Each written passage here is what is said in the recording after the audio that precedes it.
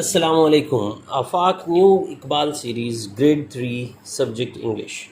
Dear students, welcome to our new lesson of unit 2 An Amazing Dream, Ek Hayrat Angeez Khwab.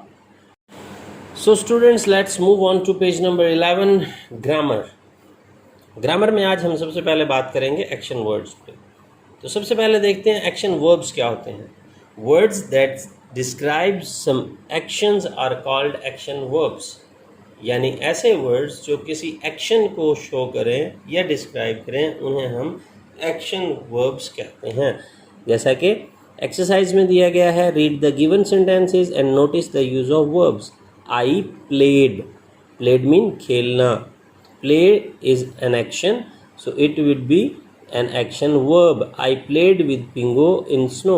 My mother is cooking, cooking is an action, so it is called an action verb. My mother is cooking delicious food. On page number 12, Umar smiled at his dream. Smiling is an action, so smiled is an action verb.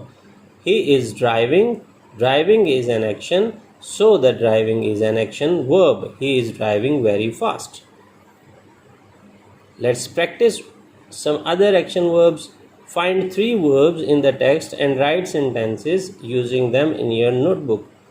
आपने text में से mean lesson में से 3 action verbs find out करने हैं और अपनी notebook पर उनके सेंटेंसेस बनाने हैं। जी हाँ, उनके सेंटेंसेस बनाने हैं। अब हम बात करते हैं एडजेक्टिव्स की।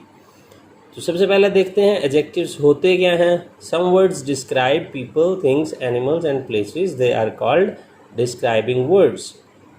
जी हाँ, कुछ वर्ड्स ऐसे होते हैं जो पीपल, थिंग्स, एनिमल्स या प्लेसेस को डिस्क्राइब कर रहे होते हैं, मीन उनको डिफाइन कर रहे होते हैं, उनकी क्वालिटी बता रहे होते हैं। ऐसे वर्ड्स को डिस्क्राइबिंग वर्ड्स या एडजेक्टिव्स कहा जाता है। जैसा कि एक्सरसाइज को प्रैक्टिस करते हैं, read the given sentence. I read an interesting book about penguins. Interesting is describing the book, the word interesting describing the word book, so it would be the adjective for the word book.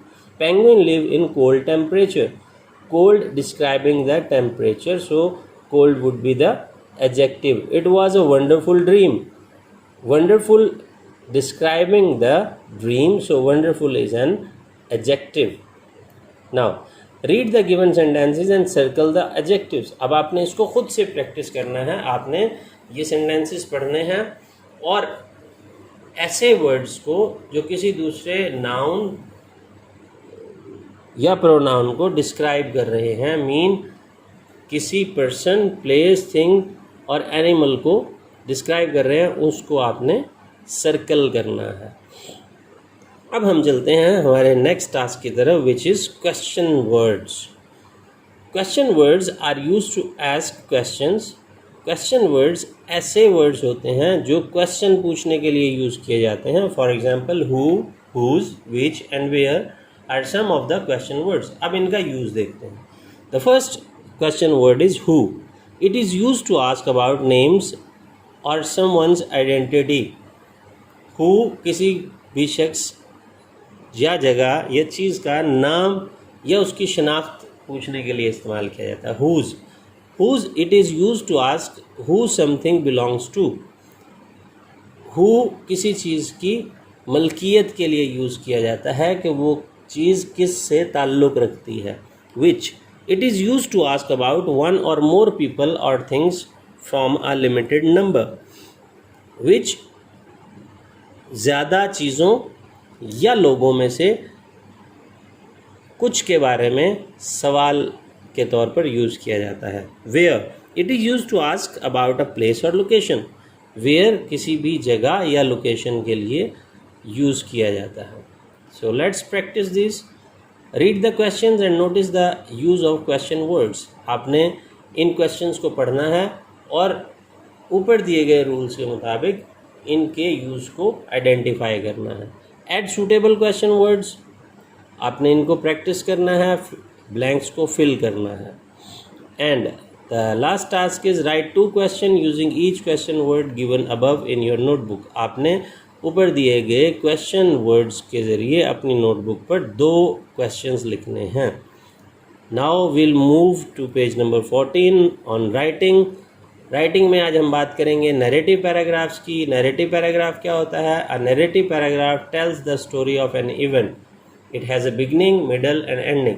Narrative paragraph किसी भी event की story बताने के लिए use किया जाता है, mean लिखा जाता है।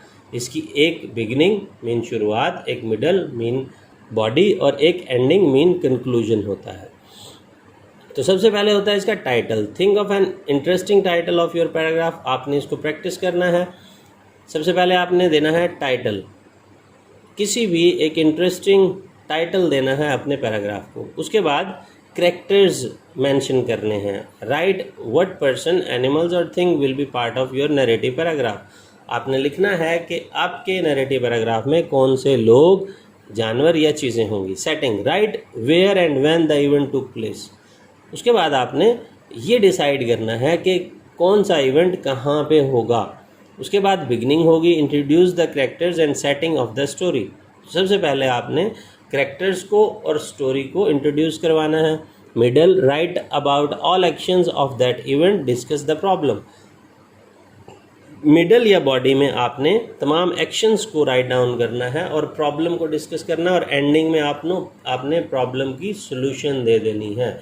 और आपने ख़ास तौर पे ख्याल रखना है पंक्चुएशंस का।